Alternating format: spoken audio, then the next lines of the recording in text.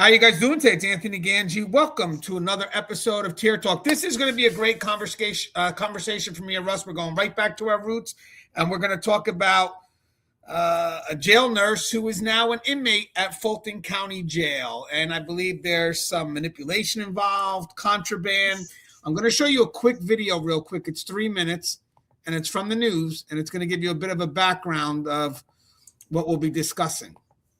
So here it is. And then I got more details.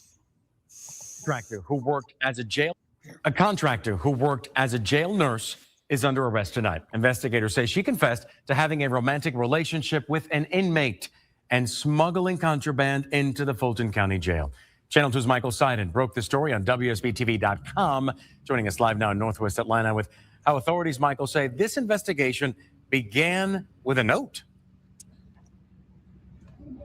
Yeah, George, investigators tell us it was another nurse that actually found a handwritten note that exposed this alleged relationship. And tonight, we are getting a closer look at some of that other evidence that was found that led to the felony charge. A ring, a gold chain, and a bottle of perfume. Investigators say these gifts were not just tokens of affection, but evidence of a secret romantic relationship inside the Fulton County Jail. Former nurse contractor Naomi Anthony is under arrest and charged with a felony after authorities say she confessed to having a relationship with this man, an inmate, Antoine McCrae, who's been in custody since police arrested and charged him in 2024 in connection with multiple child sex crimes. Investigators say the two met while Anthony was working inside the jail and that the alleged relationship appeared to be getting serious before her arrest. Had gone out and purchased herself and our inmate matching wedding rings. So were they planning on getting married? I have not delved into that just yet. Investigators say the case broke open when someone came across a handwritten note inside the jail. According to court documents, the note described plans to bring drugs into the facility, along with sexual activity inside a nurse's station. Authorities say the note also referenced a payment totaling $1,300 made through Cash App to Anthony. Someone noticed something irregular in terms of the nurse's behavior, in terms of how she and/or was moving. Earlier this month, investigators say they received an anonymous tip claiming Anthony was hiding marijuana on her body to avoid detection by jail scanners and using an iPhone to communicate with McCrae. When investigators questioned her, authorities say Anthony tried to hide her phone, but eventually admitted she started the relationship in October.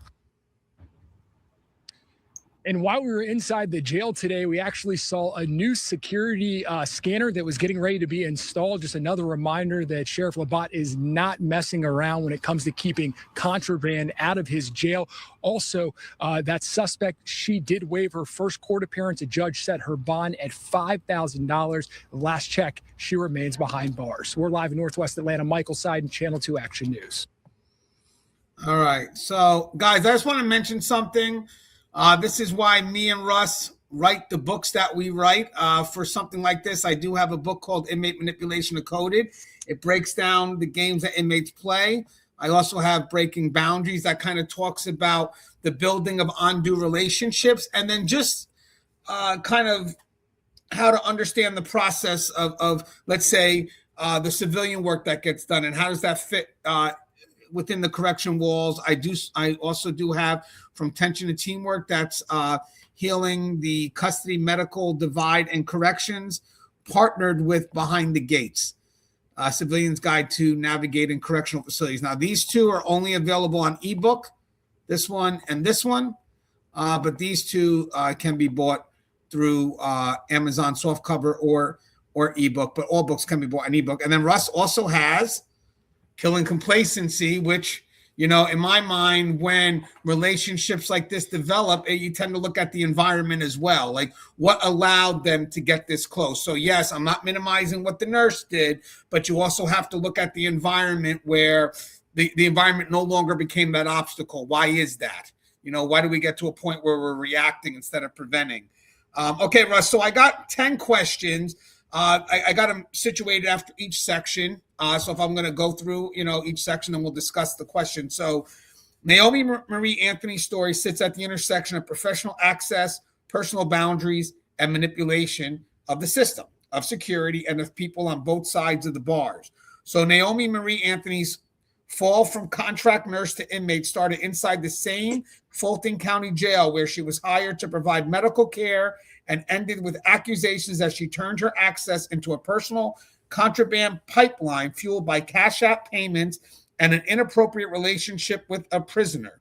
The 34-year-old was employed through NAPH, that's NAPH Care, a private correctional health care company contracted to provide medical services inside the jail, meaning her official role was to assess inmates, administer medication, respond to sick calls, and support doctors and mental health staff, not to broker side deals or deliver forbidden perks. Investigators say the same familiarity with jail routines, restricted areas, and security checkpoints that should have helped her deliver care instead helped her find weak points and blind spots to exploit. Now, Russ, first question we're going to discuss. How does someone go from licensed nurse to inmate in the same building she once clocked into? And when does knowing the system shift from professional skill to the perfect tool for quiet abuse and manipulation? So manipulation happens all the time in all kinds of different correctional venues, jails, prisons, just runs the whole gamut. So in this particular one, we don't have really a way of assessing exactly how vulnerable she was, how naive she was, or, it could go the other way. She may have done this, for some other reason besides just simply being manipulated. We have seen before where, prior girlfriends and wives and everything else have specifically got hired in order to breach this kind of facility. So even though we talk about this in the realm of manipulation, it's not necessarily that. This can go to other things that are a little bit more nefarious, a little bit more on, the conspiracy side of things. I guess we're going to see even more. I'm wondering, though, which of these questions we get to talk about the chicken wings. That's what I'm waiting for. And guys, I want to mention something. Rush, I believe you're spot on. When I look at manipulation, that's one of my areas of expertise. I do see it as sort of a predator and prey, but it's not in a way to minimize what let's say in this case here, the nurse has done, but to understand the dynamics for an effort to prevent. So usually for me, manipulation could be slow moving, subtle, but it really is based on a couple of factors. One is the target themselves. Two is if the environment is going to allow it, because that's key. And then obviously there's the gain. But the process of manipulation is what I like to learn about a little bit more, and not just the outcome. Like we see here the end result. We see here a nurse who is making some money, bringing some stuff in, but we don't see how the relationship truly got developed. And what I mean by that is the context. Like how do you get to a point where you're so comfortable that you're able to, pursue this relationship knowing what the end result can be? And usually it's because, and I don't want to just point the finger here, but Russ has a book on it. It's usually because somewhere along the line, the comfortability for a worker of this magnitude and an inmate to develop that relationship is somewhere along the line, there is a complacent environment that does not present an obstacle for this relationship to develop. That's why, as I said, when I wrote this book here, Breaking Boundaries, this book is about the development of undue relationships, and it's a process. It is a slow-moving process for the most part. Obviously, it could also be situationally driven, but for the most part, it's slow-moving and subtle. And what should deter it is the obstacles in the environment, like peers, like custody, the rules, the policies and procedures. But when you are complacent in those things, like Russ has written a book on, then the main obstacle that will prevent manipulation, prevent the inmate from going after that target, has now been eliminated, which opens up the game. But I just want to say one thing. Sometimes you have people that come into the facility that don't need much manipulation, like Russ said. They came in with a purpose. They're looking to exploit. They're looking to make money, and maybe they're looking for love. So it really doesn't matter much what the inmate has to do or play into, or that target's chosen. It looks like that person came in and that was their goal, and there's really not much manipulation there. And then now it kind of moves a bit quicker. But Russ, would you agree? Like complacency. I mean, if you got people that are able to get this close, and let's say this was a long, subtle game, and it was a relationship that was developed, because they do say there may have been some feelings exchanged. One of the questions I ask always is, how do you get to a point where they're able to grow in their feelings for each other? Did the environment not present an obstacle to that? Yeah, those things, when it's really along the lines of more traditional manipulation, those are just about, incremental boundary trespasses, right? It doesn't start with the biggest thing. It starts with the smallest things, little favors, little words said, pushing boundaries, innuendos, and those type of things. So, the Rubicon is not crossed all in one crossing. It's little amounts of going in the water, dipping the toe, coming back, doing a little bit more. And that's really the process. It's kind of, an inoculation to the whole thing. And then at some point, inmates usually they go, okay, we're at the part now where this person already knows that what they're doing is wrong.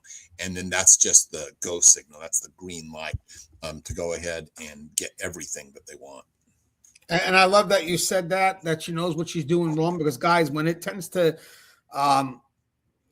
try to get the cases on the prosecution side to showcase that, you do have to showcase the attempts that she did to get it into the facility. So it matters all the ways she tried to circumvent the obstacles that would have, been an easy discovery. So it goes to show you that right off the bat, she knew exactly what she was doing was wrong.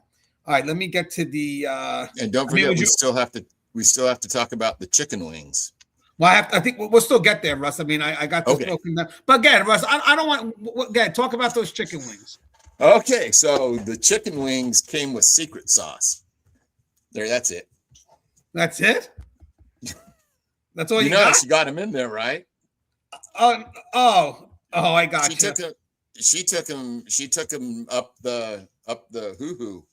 I didn't know that. I thought they said that she had put it in a bag. Yeah, she had put it in a bag, supposedly inside of her body.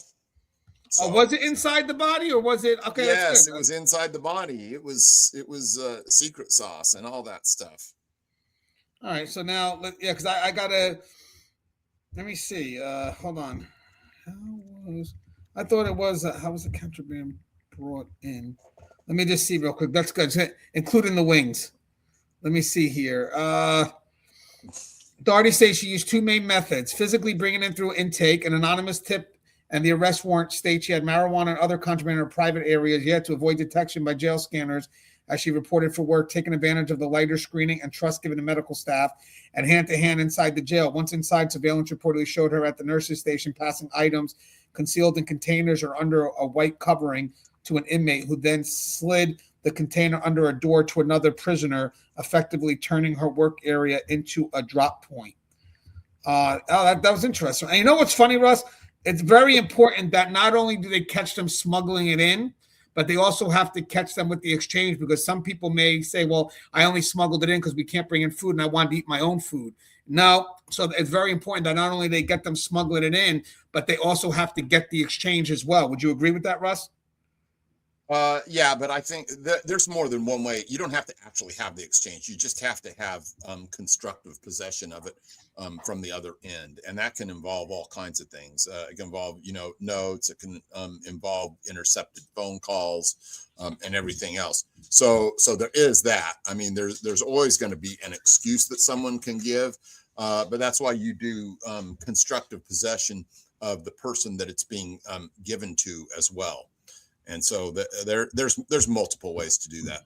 Yes, the building around it, but the exchange does matter. So I know of cases where this is sad, but sometimes, but it's monitored.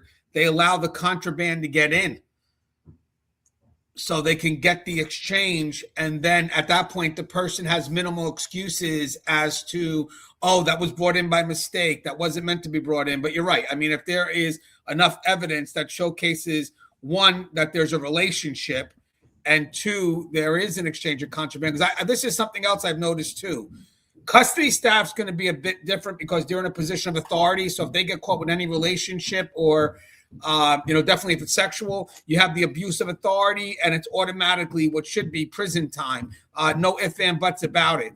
But with civilians that are not in those positions of authority, if they are having relationships with the inmates, even if it's sexual, usually the big thing about that is what they're bringing in. If they're bringing in contraband and results to that relationship. So sometimes when you see a civilian get arrested, you may see, oh, they got arrested because they had sex or they had a relationship with the inmate. But most of the time it may be because, especially if they're not in a position of some level of authority like custody, is because there's connected contraband to it.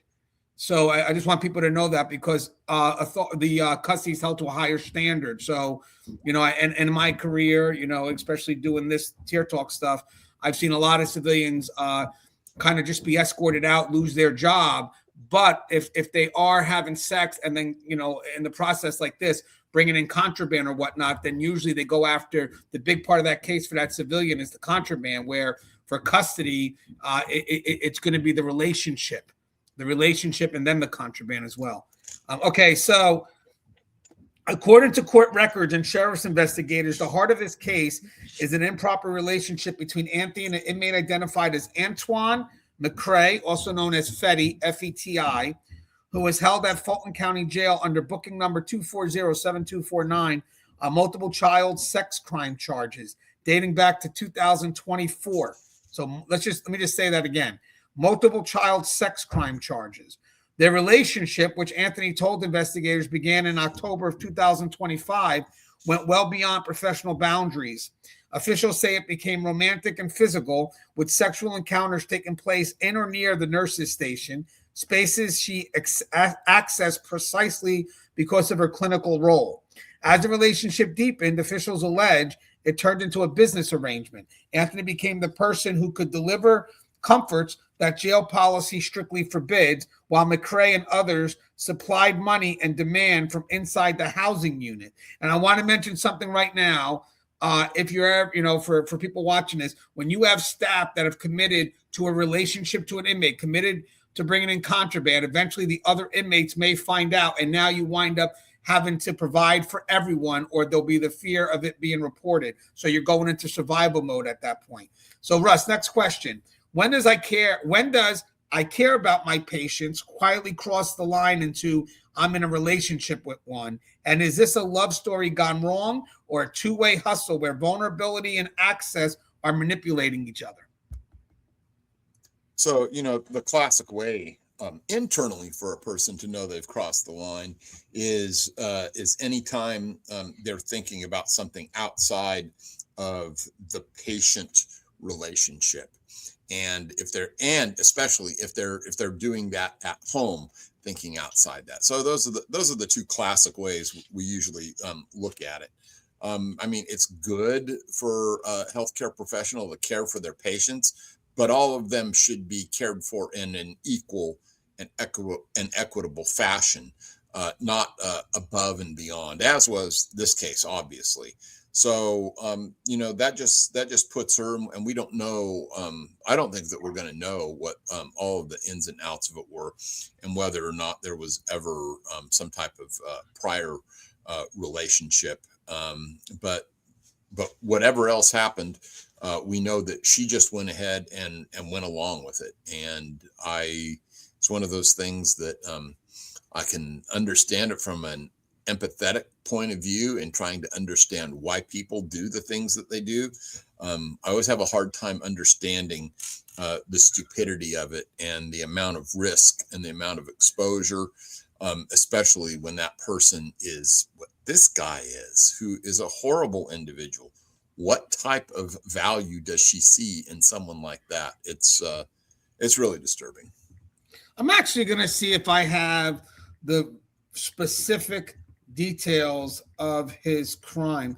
I want to mention something, guys. So manipulation, it kind of has like a ripple effect, right? So if I'm an inmate and I manipulate my target, and let's say I'm in it for some gain, whether it's the sex or whether it's the contraband, there's going to be some level of grooming, which usually comes through frequent interactions, which, by the way, that's where the environment should come into play. These frequent interactions should not exist, especially the interactions that are outside the prescribed role. Like, when inmates dealing with medical, I mean, why is that inmate able to see that same nurse every day? I mean, does this guy have a chronic illness? Is she on the unit within a prescribed role to see other inmates, and then this inmate's allowed to just walk up to her and speak to her? Because as custody, we don't allow that. Unless you're here for that nurse, the nurse, you go this way and you go back to your cell. There's no reason for you guys. Oh, I want to talk to medical. You can fill in a sick slip.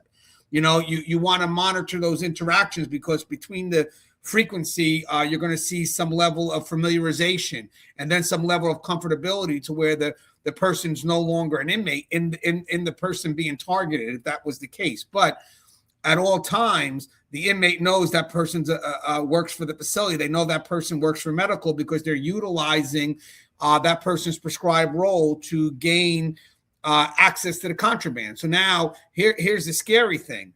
When you don't try to prevent these type of interactions, now the problem is it allows for the inmate to manipulate the nurse, which then allows for the nurse to manipulate her relationships among staff. So most of the time, sadly, we get comfortable with the people we work around, of course. And if one of them are under the thumb of an inmate, then technically we could also be under the thumb of that inmate through that middle person. And it does happen. That's why no matter who you are, you got to go through the same process. Because I could be best friends with Russ, but Russ is going to go through the metal detector just like everybody else will. Because that's another thing. If I'm an inmate and I notice that this nurse is really close to staff, she's got some relationships that, I think some staff is kind of being complacent with her in regards to policy and procedure. She's an excellent target for multiple reasons. Would you agree with that, Russ? Oh yeah. I mean, that just kind of, runs the whole gamut. The thing that, I'm looking at though, is I don't understand looking at this just exactly how much access would have been there, unless, well, that's probably maybe a discussion for another day with regards to what happens to some people that are involved with child sex crimes, and some people who aren't necessarily in as much danger for it inside the prison system. All right, so I just want to know. So he was arrested in 2024. He's jailed in Fulton County on multiple child sex crimes charges and described as an accused child sex offender. But because the precise statutes and number of counts and victim details are not spelled out in the reporting, I really can't go any further to specify what the exact charges are. Just he's an inmate being held on multiple child sex crime charges from 2024. So I don't have anything more than that. All right, so let's go a little deeper. Sorry, guys, there's just a lot here. Okay, so hold on. Oh, I lost my space here because I was looking up his crime. All right, it's right here. All right, so now we're going to talk about the note. So the scheme came to light in a very low-tech way through a handwritten note discovered by another nurse inside the jail. That note described in warrant documents and summarized in news reports read like a blueprint for violating every boundary a jail nurse is supposed to respect. It referenced plans to bring drugs into the facility, sexual activity inside a nurse's station, specifically named McCrae and his booking number, and mentioned that Nurse Anthony was being paid $1,300 through a cash app. One supervisor saw a staff member and an inmate tied together by name, booking number, contraband, sex, and a dollar figure. The sheriff's office opened up a full investigation. I just want to mention something, guys, here. If there's ever a note of undue familiarity, at least especially in the world I'm in, you make sure that the Special Investigation Division is aware of it before you do any action on it, because it could be a case that they're already in the process of trying to figure out. So I know a lot of people's initial reactions, oh my God, I just got this note, pull that person immediately from dealing with that inmate, but you don't do that. You make sure the investigation is made aware, or the investigative division is made aware, so they can make sure that, if they commit to any actions, it doesn't jeopardize, just in case if there is already an ongoing relationship. Because that sometimes, I know a lot of people are wondering why they don't jump on it right away. It's because they're trying to build the case on the front end so it can hold weight on the back end. So Russ, if your whole operation fits on a sheet of paper, was it really secrecy? So this is the note they're talking about, or just the belief that everyone around you could be manipulated into never reading the writing on the page? So, It's interesting. you know what? I'll just say this is, everybody inside prison has enemies, and this guy apparently was no exception. And so he was taken out of the box by this note, because it's apparent that was the purpose of the note. So maybe this guy asked him for some of the proceeds or whatever that was going to go this way, or asked him to use the conduit to bring in more drugs so they could do it. And maybe he didn't want to play ball. Maybe that was the genesis of this whole thing. I would say that there's probably a high degree of probability that is indeed the case, or that he was, bringing in things and taking customers away from these other people. Plus, with the whole child, sex crimes things. They probably, were looking for an excuse to get rid of him either way. So all of that together, that's what I think it was. Yeah, a little bit about her. She's 34 years old, from Decatur, Georgia, and no prior criminal history. You know what's funny, Russ? I also have to say, for a note like that, with all that information plain out there, not even coded, just everything, it also lets me think that, I could be wrong, but it is Fulton County. I could be wrong, though. A lot of complacency there, because there's not even an attempt to hide it. Yeah. Well, we've seen other things, come down out of this specific jail that were like that. So, it feeds into the narrative. It certainly does. There does seem to be, some things going on there that you're just like, whoa, why is this happening? How is this happening? And it does call that into question. It's funny, though, because it looks like he's getting a lot of, update equipment. That's great, but we need more training. We need to review, the culture of that facility. I mean, there's a lot more than just putting in another piece of machinery. It's, hey, you know what allowed this to happen? Because you can have the best gear out there, but if the people are complacent in operating it, or if they don't do anything that stops these frequent interactions, because that's going to be investigated too. One of the big things about investigating manipulation, beyond the outcome, beyond the exchange of contraband, beyond the physical relationship, is how did it get to a point where they could have fell in love, where they could have had the relationship. So they have to look at the culture of that facility, and that does pull a lot of people in, because they could say, hey, you know what, she was in your unit every day seeing this guy, but I don't see her in the logbook talking to him. I don't know why she was in that unit talking to him. Why didn't you go once to separate them? Now you got the contraband pipeline. From there, the picture filled in quickly. Investigators say Anthony used her position and daily access as medical staff to bring a menu of contraband into the jail, which is marijuana, cigarettes, and other tobacco products, jewelry such as a ring and a gold chain, a bottle of perfume, and food from American Deli, including chicken wings. Instead of using her badge and medical clearance to deliver medication and treatment, they allege she used that same clearance to deliver extras that turned her into a one-woman plug behind the wall. The implication in public statements is that this was not an occasional favor, but a continuing hookup, an arrangement where inmates could enjoy outside items if they had someone on the outside willing to send money. Records and interviews indicate that Cash App payments were the financial backbone of the scheme. And Anthony allegedly received digital transfers, including the $1,300 cited in the note, in exchange for delivering contraband behind the Sally port. So Rush, when you DoorDash, jeweler, and plug are all the same person in scrubs, And they kind of called her, the question kind of called her DoorDash. So let's read that again. Sorry, it took me a second trying to figure out what that meant. I saw it. Yeah. Yeah. Okay. So when you DoorDash, jeweler, and plug are all the same person in scrubs, what does access to care even mean? And how easy is it to manipulate sick call trust into a premium contraband subscription? Yeah, so that is one of the things about individuals that work in the medical part of it is they have a different type of access to individuals. They can have these people called over. We call it being ducketed. It just appears on a scan that we get for the movement that day, and then they are sent to medical.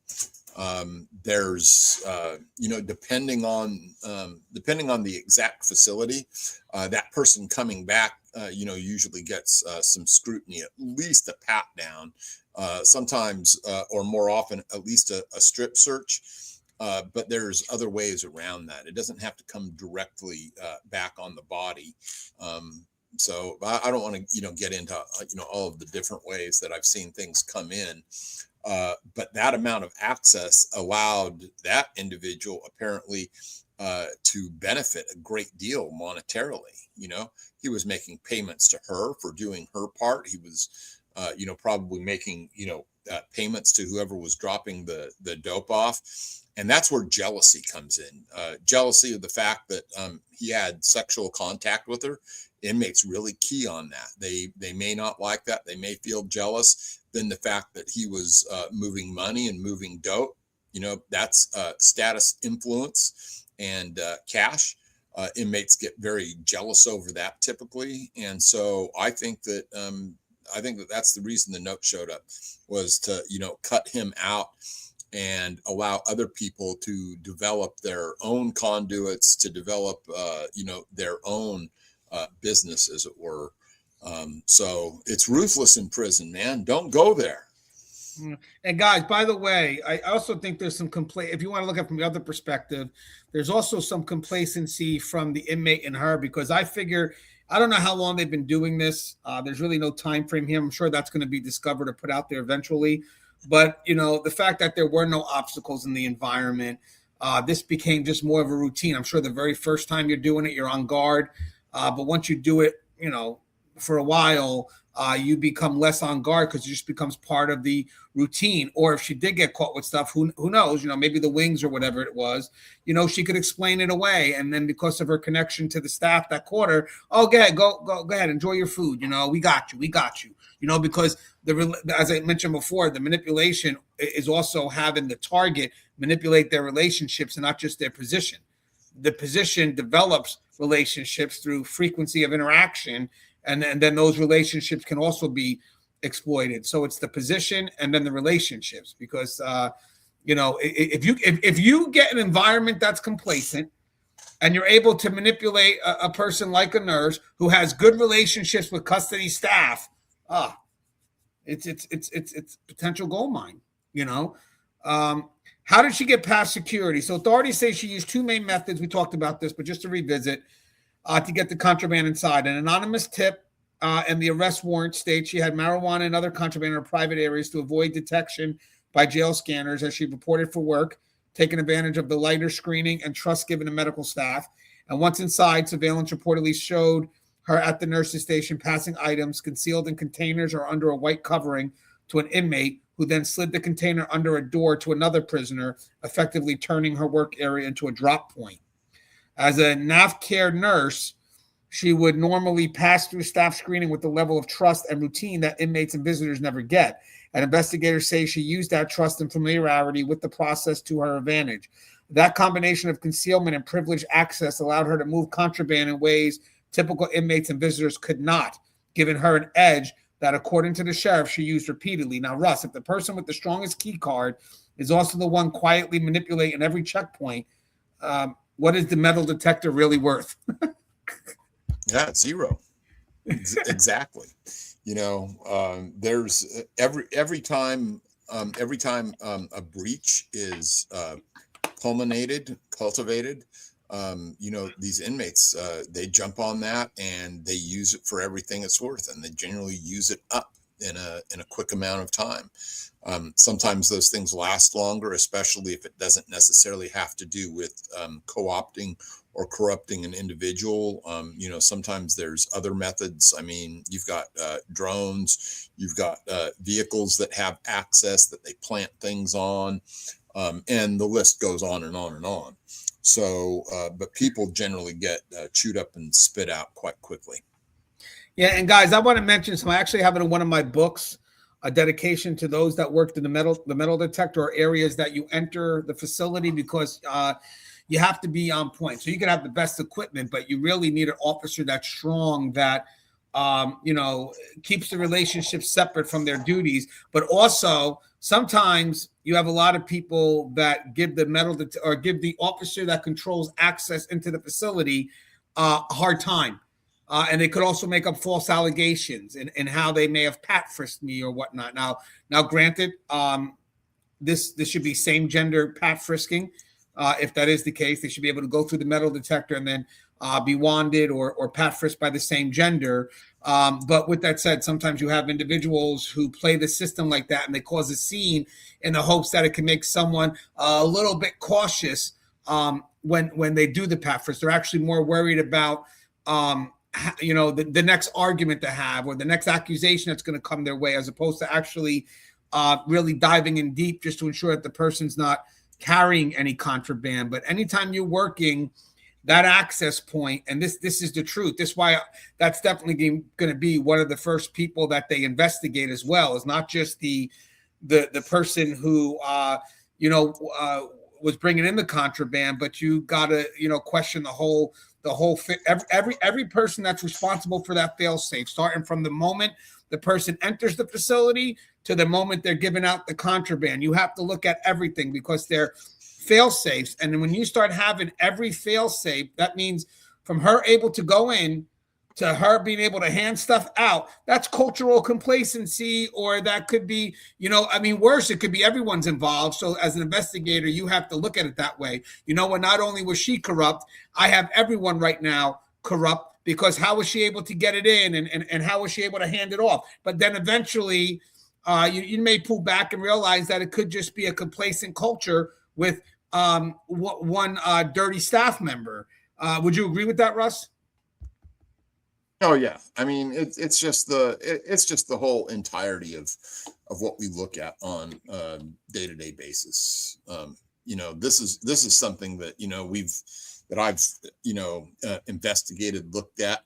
I will say though that with regards to the equipment and things like that they look at, there's nothing more important in preventing this than staff members who are motivated, observant, and ready to take action on things.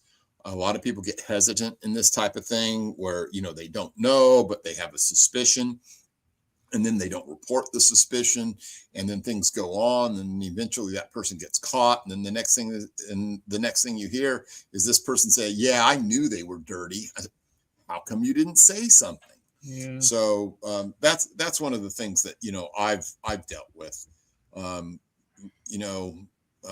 think that people that are really good at that observation, that really take not being complacent seriously, and that want to push the edges of safety outwards rather than let it crumble inwards, are worth their weight in gold, far better than any metal detector. Yeah, and guys, when it talks about learning the system, like every book that we put together, I have a few, like as I said, this one, these books, the scary thing is about all this is that as much as they're built to inform and make staff better, if the books go into the wrong hands, they like this medical person, they could have read one of these books, let's say hypothetically, and they know how to misuse it, especially maybe a book like this, trying to bridge the gap between custody and medical, or this book, same thing. How do we get custody and civilians working together? So you always have to make sure when you're giving out the lesson that you also prepare for the fact that it could be misused. So every time me and Russ do put out a book, we're very cautious of the information we put out, but we also provide multiple perspectives and how it can be seen from not just the professional who has a prescribed role, but if it's going to get bastardized. That's why we need those fail safes, because you can have all the equipment you want, but you got to have you got to know for the fact that you're going to have human error, corruption, and nothing you put out is ever going to be 100%. So every time you put something out, it's like, okay, now what happens if this fails? And then you got this part. Okay, if that fails, that's why corrections is built on multiple layers of fail safe. So the big question is here is, how does someone get into the facility and be able to hand out contraband? And it's not just, one person involved in that. It's going to be a culture. So once the note surfaced, surveillance footage became crucial. The review of the jail video reportedly showed Anthony at the nurse's station handing items to inmates, after which one inmate walked away carrying something concealed under a white covering and passed the container under a door to another prisoner. Officials have publicly described the footage in broad terms rather than releasing the video itself, but they say it corroborates the idea that she was physically transferring unauthorized items to a couple of inmates while on duty in spaces she was only in because of her nursing assignment. At the same time, investigators traced Cash App transactions linked to Anthony, tying digital money, physical deliveries, and the handwritten note together into one narrative. So, Russ, in the age of constant cameras and digital money trails, is it arrogance, denial, or self-manipulation to act like the lens and the ledger won't eventually tell the full story? I think that there's an element of these when they're discovered, that when they are in a facility where there's a lot of this going on, they get so careless that they just kind of end up doing stupid things. Certainly that may have been part of this. Obviously they had revealed this to other people. We don't know if she did that, but certainly he did that, probably bragging to show that he had something going on with her and that he was able to get something in. These guys, believe it or not, if they have the ability to bring in certain amounts and types of contraband, especially drugs, they advertise it because they need customers. And so they'll do that. And someone obviously then ended up, ratting them out for that. Yeah, I want to add something else to that. I love that perspective. I want to add something else, another perspective too. Sometimes you also get caught in survival mode. She's already committed to illegal acts, and not just the relationship, but the fact that she's bringing in contraband. And now, now you got to worry about the fact that you're going to get caught. So sometimes this is where they start to get sloppy. Is sometimes they have to continue it. So cameras be damned, all that stuff. I now have to take the risk because if I don't, I'm going to get turned in. So there always could be, I'm not saying that's the case, but there always could be the fact that maybe she thinks she's going to get caught at one moment and she decides, hey, you know what, I'm done with this.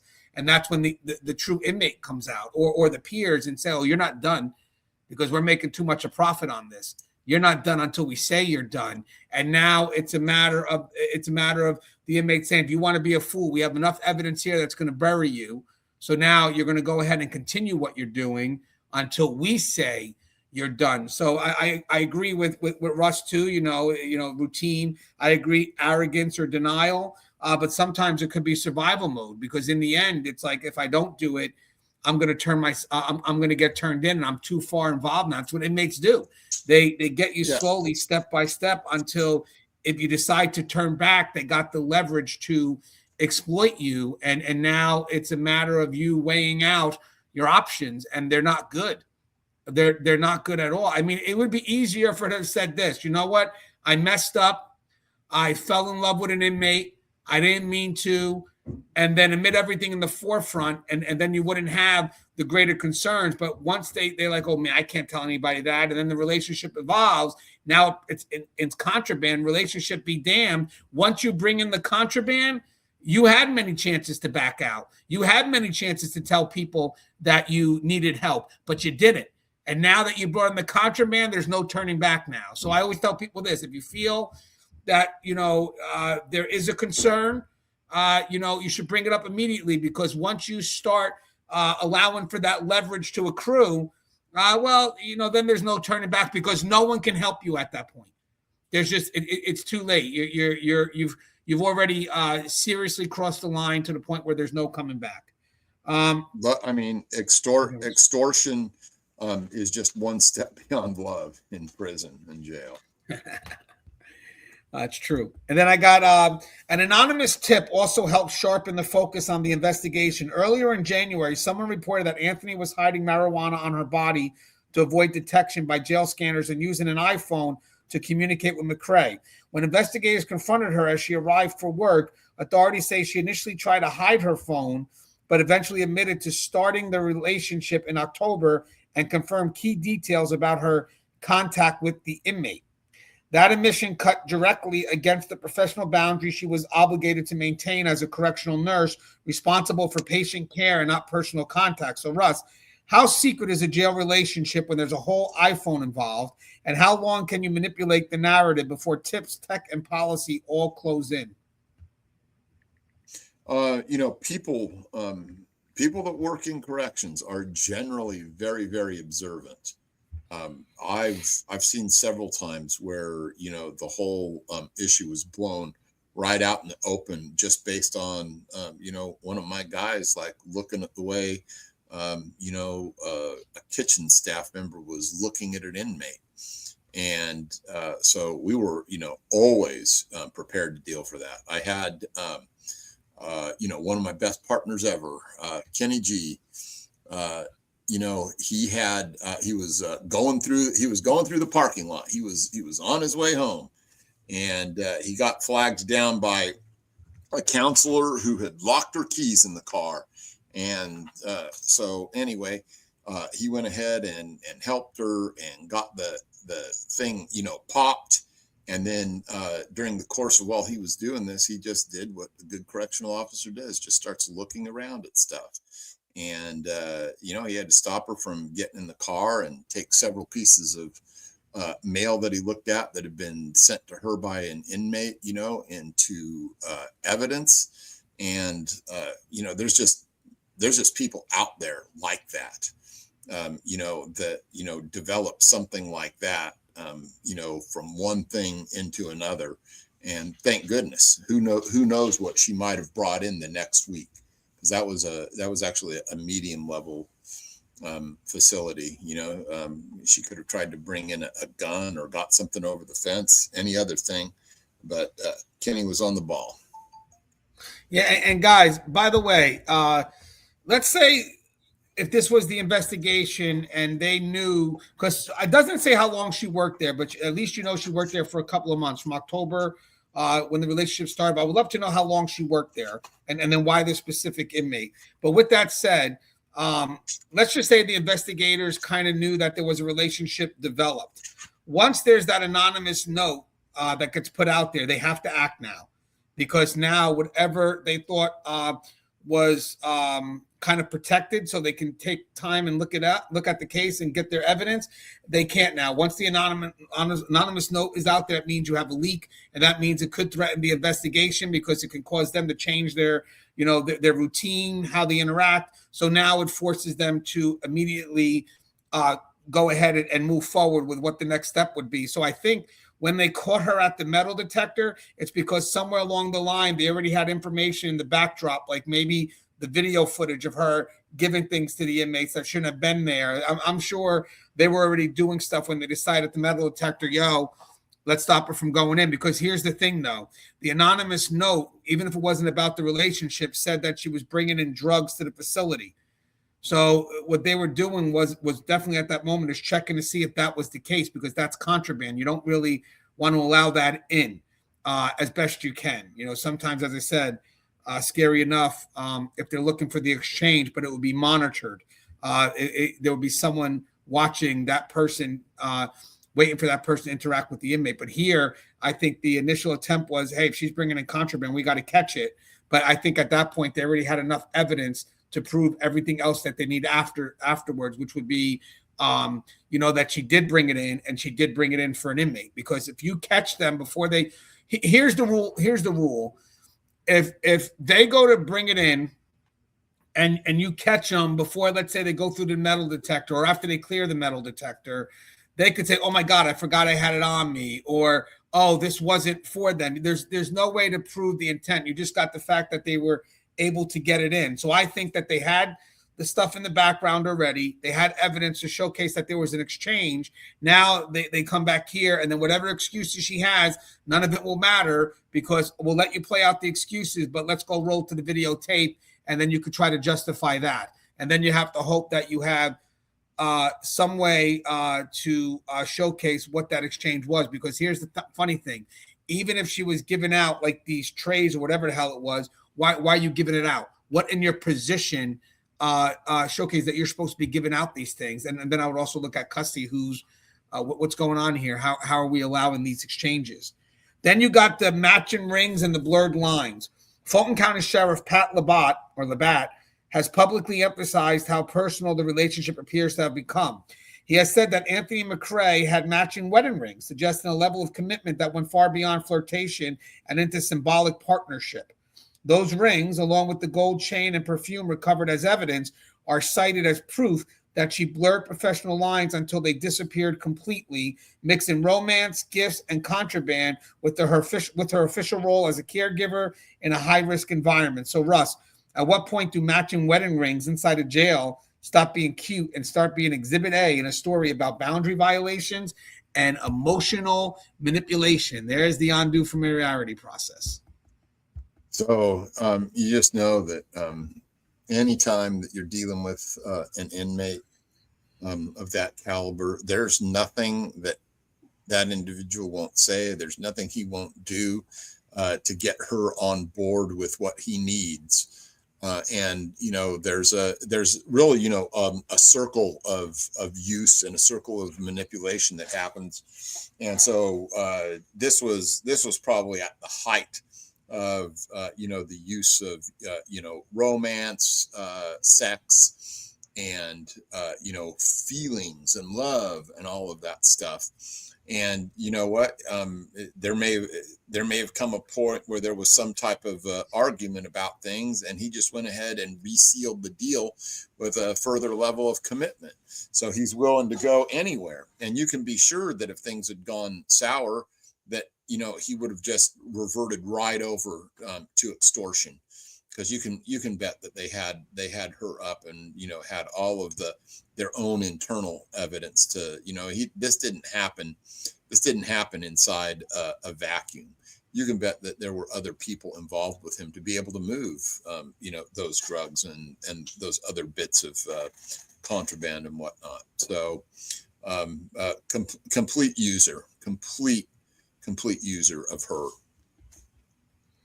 Yeah, I agree. And guys, I got two more questions up. I want to add something to this. So obviously manipulation is a one-way relationship about gain. I mean that's what the person is looking to get. And yes, unfortunately they do manipulate. Let's say she really was a victim on this side. They do manipulate how someone feels. They learn people's vulnerabilities. They exploit the vulnerabilities, and in some cases with females. And well, it could go both ways, but for the most part, with females, they could go in there with the feelings of emotion superseding the prescribed role to some extent. And that's not all the case. I got to be careful how I say that, because I don't want that. I don't want that to go out generally. But when I did my book on manipulation, I let it be known that sometimes women, they may trade off emotions, love for, protection from an inmate, or just the fact that the relationship supersedes the prescribed role. Where I found in the males, at least in regards to the female facility, this was more about the illusion of power that the inmate would give them, even though technically the inmate was in total control. I came across that because there's some levels of protection that, let's say, a female officer would be willing to accept from a male inmate, but a male officer wouldn't. You don't need to protect me, But when you go into a female facility, let's say, and this is could be the game played in a female facility with the male officer, is the female inmates will give the illusion of power and control to the officer. So if I was a female inmate, I may not try to manipulate a male officer by saying, I'll protect you. I just make it look like that you have control of the situation until you don't. The big thing here is when it comes to manipulation, once you manage that separation, you could see how much control that male officer really had, and they don't. But now I just want to mention something too. This could apply to all, male, female, but for the most part, when it comes to undue relationships, you do see females geared towards this. Not everyone, but some, and then you see males on the other side go towards that route. And again, not all, but some. There's no 100% in any of this. Oh, so Russ has to get going, so I'm going to go ahead and finish the show. Sorry about that, Russ. I didn't know I have 2 more questions left, but I can finish it up. Yeah, I got lunch with the boss. So I got you, brother. All right, I'll take care, brother. I'll talk to you later. All right. Bye. So we got charges, bond, and the example status. So the legal and professional fallout was immediate. Anthony was fired from a position by NAFCARE after the sheriff's office brought charges with the company citing a zero tolerance stance on contraband and inappropriate relationships with inmates, and stressing that correctional nurses are expected to maintain strict boundaries. She was booked in the Fulton County Jail on a felony count related to providing unauthorized tobacco products, a charge that stands in for the broader contraband narrative spelled out in the warrant and media reports, including marijuana smuggling and her alleged role as a paid courier. A judge set her bond at $5,000, which really isn't high at all. As of the latest report, she waived her first court appearance and remained behind bars in the same jail where she once worked. I want to read this to you. Let me see. Inmate Manipulation Decoded, my book. I want to read to you guys. I think it's chapter 7. Does the gender of staff change the game? I want to mention this to you. Let me read this last part, and then I want to go back and revisit that one thought. So last part, security fixes after the fact. The sheriff's office, meanwhile, has used the case to argue for and justify tighter security. Officials announced plans to update and recalibrate X-ray detection machines and other screening technology at jail entrances to make it harder for staff members or anyone else to sneak items past checkpoints in body cavities or hidden compartments. Reporters even noted a new scanner being prepared for installation during a visit to the jail. They have not yet said how many inmates ultimately received contraband, how much money changed hands, or exactly how long the operation ran before the note was discovered, but they have made clear that Anthony is now being held as an example of what happens when someone on the payroll hired specifically to provide health care becomes the source of the problem instead of part of the solution. All right, so there's a chapter I have in Inmate Manipulation Decoded, chapter 7, very quickly to the point. It starts with a quote from a correctional professional, and it states, "Perception is one's ultimate reality, even if it's not an ultimate truth. Regardless of gender, inmates can and sometimes will steal your power and have you thinking that you're still in control. The unknowing and unauthorized transfer of power from a superior to a subordinate can prove to be detrimental and sometimes deadly." And again, we're putting the superior in the manipulator role. The subordinate would be the one being manipulated. So does the game being employed change depending on the gender of the targeted staff member? For the most part, yes. There is a shift in the process. Now, be mindful, nothing's 100%. Therefore, there will be many professionals that don't fit this criteria. So this is just food for thought. Let's begin with discussing how a female inmate employs their game with the male staff member.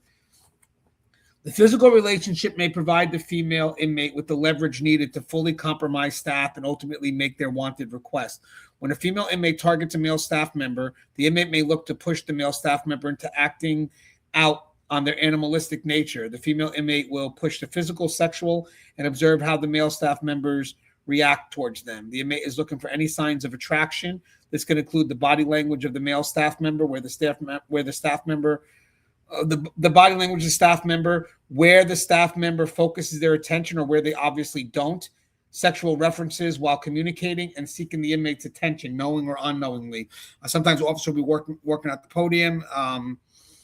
If male officers are allowed to work in female units, some facilities do, some facilities don't.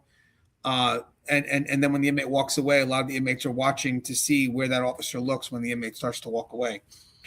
In order For this game to be successful, the female inmate will give the male staff member the illusion of control, power. The illusion of control is paramount. A male staff member wants to avoid at all costs being put into a position where they are in need of protection or reliance on a female inmate. The illusion of control is also an effort by the inmate to minimize the staff's perception of the risk as defined by the consequences of being caught in the illegal act. Being professional should be the main reason why staff maintains the proper boundaries. If staff only maintains the proper boundaries because they fear the consequences of their actions, their resistance will be weak when the consequences are minimized or perceived to be non-existent. So once there's trust that's built between the manipulator and their victim, and let's say the victim is concerned about getting caught, and maybe the one reason they're concerned is, the inmate could turn them in. Once there's trust, then eventually maybe the consequences of getting caught no longer exist because I have trust with the inmate. So now that's why it's very important for the inmates to, during the manipulation, to also try to gain some level of trust in that dynamic, because then now what happens here is they manipulate the trust. So now the external consequences of being caught lessen. And that's extremely important, because that's one of the things. What if I get caught? Well, if that's all you're thinking about because you're afraid of losing your job, getting arrested, or losing your family on the outside, don't worry, I won't turn you in. So the external consequences are conditional. But if it's I don't want to do it because it's the right thing, I don't want to do it because I have good moral conduct, that makes it different, because you're motivated from the inside or inspired by the inside. So at all times, the control is in the hands of the female inmate. Be advised, they're using their physicality to get a rise from the male staff member. The control is extremely subtle and actually very deceiving. The male staff member will truly believe that they have total control of the path they are being led down until the moment they are taken out in handcuffs. Now, for female staff members with male inmates, and guys, it's not 100%. You can't write anything related to human behavior that's 100%, but just a thought. And what I've been aware of in my experience. As for female staff members, the game being employed by male inmates will be slightly different. In some cases, there may be a female staff member that presents a very low level of self-esteem. The male inmate may foster a connection with the female staff member by providing her with positive attention. The manipulative inmate connects themselves to any positive thought the female staff member may have or feel about themselves, and this level of connection goes beyond the workplace as the female staff member begins to think of the inmate while on her own personal time. Every effort the staff member chooses to emotionally lift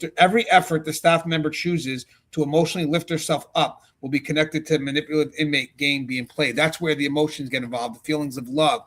Now, again, a lot of these games can be different based on the vulnerability to target, or a situation that makes it optimal to hit that target, because it also could be situationally driven. But I'm saying for the females that may fall in love with the inmate, usually there's a connection there, and it's something that goes far beyond the workplace. Eventually, the female staff member may build an emotional connection with the inmate that travels way outside a prescribed role. This game is very slow moving, but extremely dangerous. The inmate's ability to gain trust and acceptance will eventually lead the female staff member down a path she cannot physically or emotionally escape. The inmate will even offer the compromised female staff member protection. This offer of protection will be accepted by the female staff member because they have already knowingly given up their level of control. As mentioned above, this is the main shift of the game played against male and female staff members. The male staff member, in an effort to maintain their perception of control, will not accept the offer of protection from a female inmate, whereas the female staff will. Female staff may be more aware of the controls they are giving away, but with that said, they have justified it by the level of trust and protection they believe they're getting in return. And then this book also covers a lot in regards to how the game's played. But by the way, the books are not written in total absolutes. I want people to know that I've seen it applied more than once, and it is an avenue to explore. But that doesn't mean it falls into everyone that's a female falling this way and everyone that's a male falling into that way, because I have other areas that we also touch on a lot in the book that tries to look for every different direction or perspective it can go to. So again, I don't know too much about this woman. I would love to know her, do a little profile on her. And then if I know the profile, I could probably figure out what it was that caused her to stray. I mean, she could have just done it on her own because she wanted to make profit, or she could have done it her own because she went to the prison and she wanted to find a man. Or he could have saw vulnerability, looked at the environment, didn't see much of an obstacle, and then went ahead and got her. Or it could have been just situational. maybe something happened, an inmate got in her face, and then, you know, he got in and protected her from that inmate, and now he opened up a door. It could have been something he staged, or it could have just happened situationally. We don't know how the relationship began. You know, and that's key to understanding manipulation, because it's a game for everyone. So all because we see the outcome doesn't mean we fully understand the game that was employed. And that's why I wish they would tell you a little bit more. How long was she on the job? How did she get involved with this inmate? What was their first interaction like? Did anybody notice anything between frequency of interaction? You know, how did they have that frequency? So I would love to see if there's a follow-up on this, but if not, usually stories like this, they get put out once and then they disappear. Caught another dirty staff member, and then it just doesn't get a much more attention. So if you guys follow up, let me know. Hopefully they do find some interest in how the relationship started. And there's just so much more that could be discovered that I believe is very interesting. I mean, I dedicated multiple books on. This was the center of what started my YouTube channel and everything I've done. What got me on national news is how this game is played. So, but guys, if you like the content, don't forget I have a buy me a cup of coffee link to that in the description, as well as Russ. Russ is below mine in that description on top of the YouTube channel. As always, guys, stay safe.